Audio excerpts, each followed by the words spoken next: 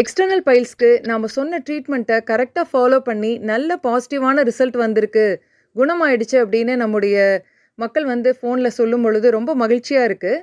இந்த எக்ஸ்டர்னல் பைல்ஸ்க்கு நம்ம சொன்ன ஹெர்பல் வந்து எப்படி வேலை செய்யுது, அதனுடைய மெக்கானிசம் ஆஃப் ஆக்ஷன் என்ன அப்படிங்கிறத தான் உங்ககிட்ட நான் இப்போ ஷேர் பண்ண போகிறேன்.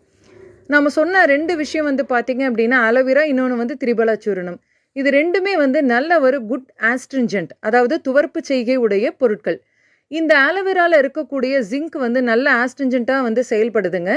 இந்த துவர்ப்பு செய்கை அப்படிங்கிற இருக்கக்கூடிய மூலிகைகளுடைய வேலை என்ன அப்படின்னு பார்த்தீங்கன்னா, அங்கே இருக்கக்கூடிய போர்ஸை வந்து நல்லா சுருக்கி டைட்டன் பண்ணும்.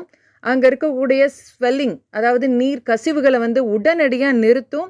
அங்கே இருக்கக்கூடிய புண்ணுகளை வந்து ஆற்றும். அதை விட முக்கியமான ஒரு விஷயம், பைல்ஸ்க்கு நமக்கு தேவையான ஒன்று, அங்கே இருக்கக்கூடிய நாளங்களை வந்து ஸ்வெல்லிங்கை குறைச்சி அதனுடைய ஷேப், அந்த நாளங்களை நேரவாக்கும். அந்த வீக்கத்தை குறைச்சி பழையபடி கொண்டு வரும்.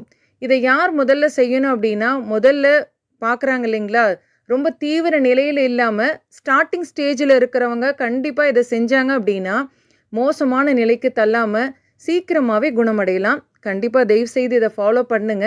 ஏன்னா இந்த மூலம் அப்படிங்கிறது வந்து ஒரு தாங்க முடியாத வலியை கொடுக்கக்கூடிய மோசமான நோயாக வந்து சித்த மருத்துவத்தில் சொல்கிறாங்க. ஏன்னா அந்த அளவுக்கு பெயின் வந்து ரொம்ப சிவியராக இருக்கும்.